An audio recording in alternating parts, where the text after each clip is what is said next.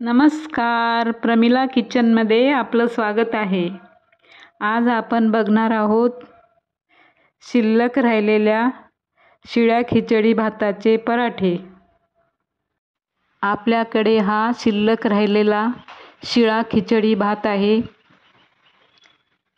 हा सर्व भात एका भांड्यामध्ये काढून घ्यायचा आहे। अंदाजे 2 डिश भरून हा भात आहे।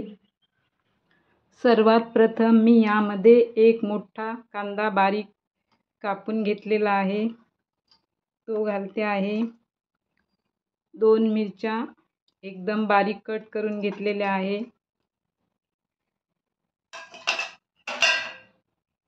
कोथिंबीर,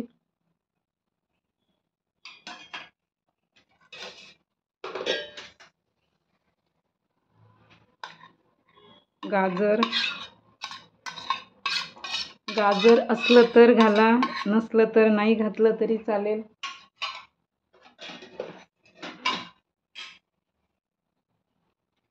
आपल्या खिचडी भातामध्ये आधी पण तिखट, मीठ, हळद सर्व घातलेलं आहे, त्यामुळे आता थोडंच आपल्याला घालायचं आहे।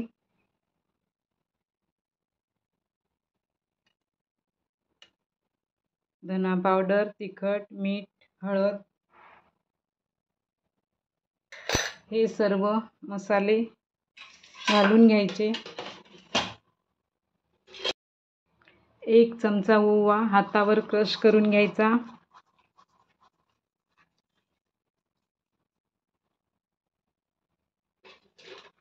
आता यामध्ये 2 चमचे बेसन पीठ घालायचं।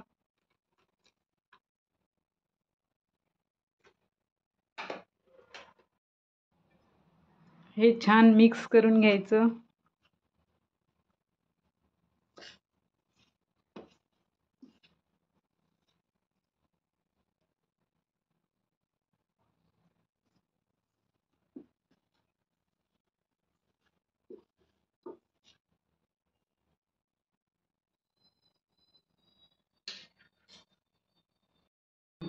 हातानेच हे छान मळून घ्यायचं।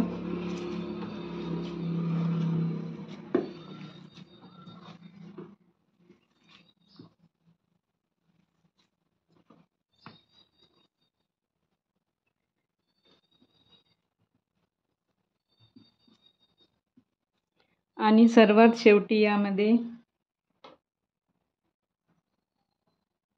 पीठ घट्ट होईपर्यंत गव्हाचं पीठ टाकायचं।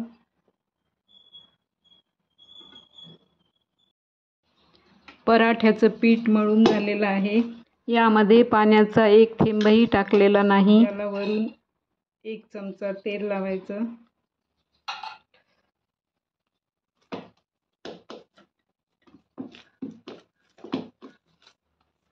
याचे लगेच पराठे करायला घ्यायचे, नाहीतर याला पाणी सुटते।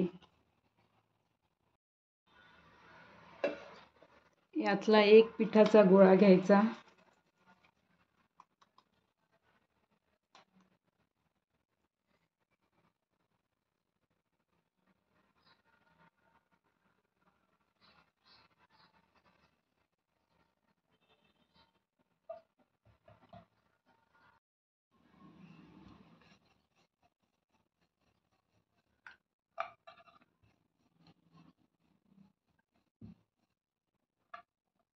जास्त जाड आणि जास्त पातळ पण नको, मध्यम पराठा लाटून घ्यायचा आहे।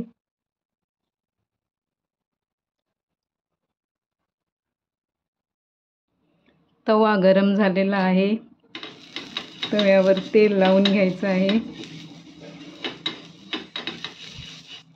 कांद्याच्या साहाय्याने मी तव्यावर तेल लावून घेते।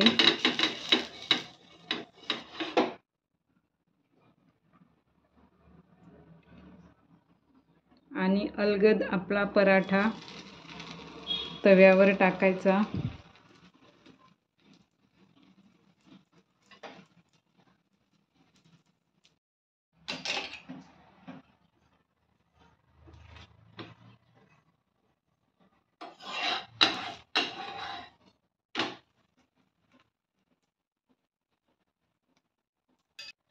सोनेरी रंगावर हा पराठा भाजून घ्यायचा.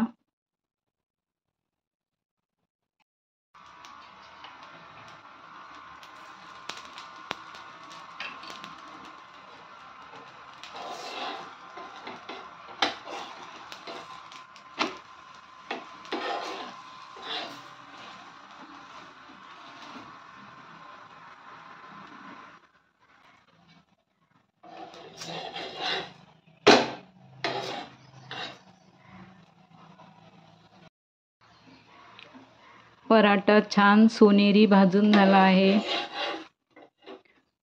पराठ्याचा खमंग असा सुगंध सुटलेला आहे.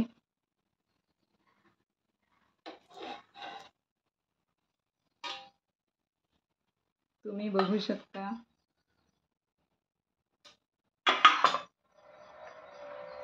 याप्रमाणेच दुसरा पराठा पण करून घ्यायचा आहे.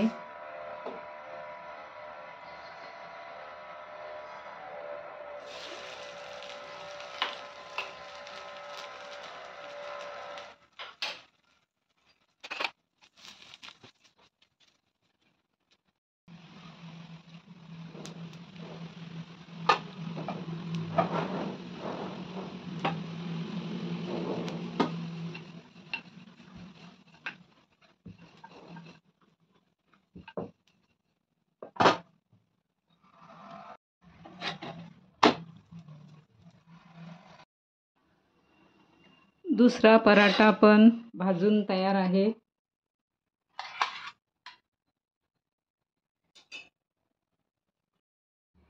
हे पराठे कुठल्याही चटणीसोबत खूप चविष्ट लागतात.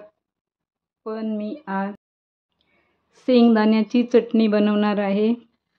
यासाठी मी अर्धी वाटी शेंगदाणे भाजून साल काढून घेतलेले आहे.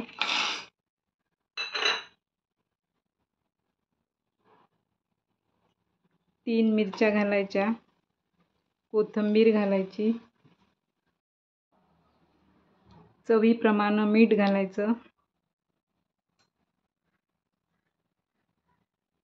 1 कप पाणी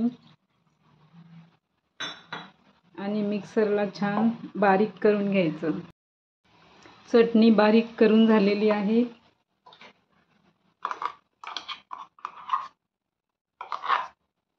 घट्ट झालेली आहे. यामध्ये थोडं पाणी घालायचं.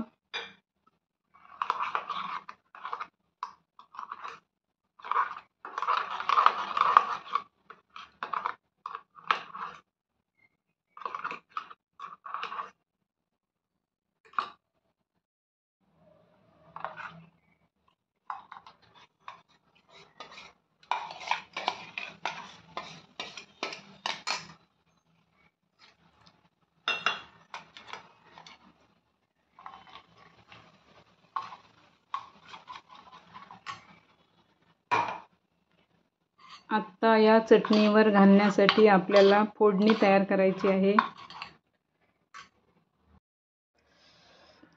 एका कढईमध्ये घालायचं आहे अर्धा चमचा तेल.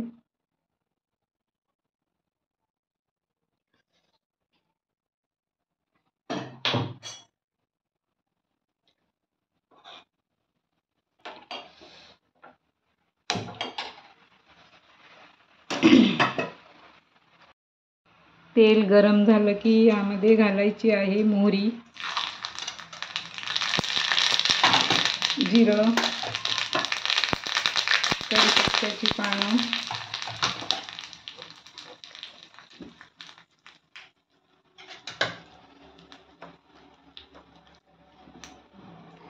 हिंग आणि ही गरम फोडणी या चटणीवर ओतायची आहे.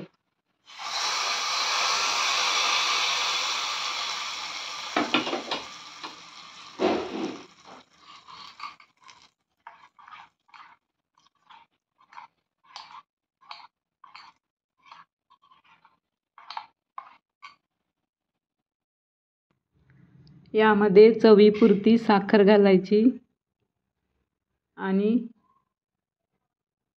थोडी कोथिंबीर घालायची.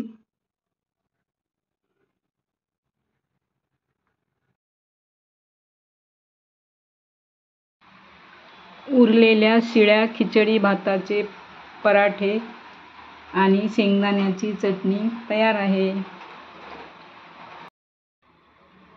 उरलेल्या शिळ्या खिचडी भाताची भन्नाट रेसिपी जर तुम्हाला आवडली तर लाईक, शेअर, सबस्क्राईब करा. धन्यवाद.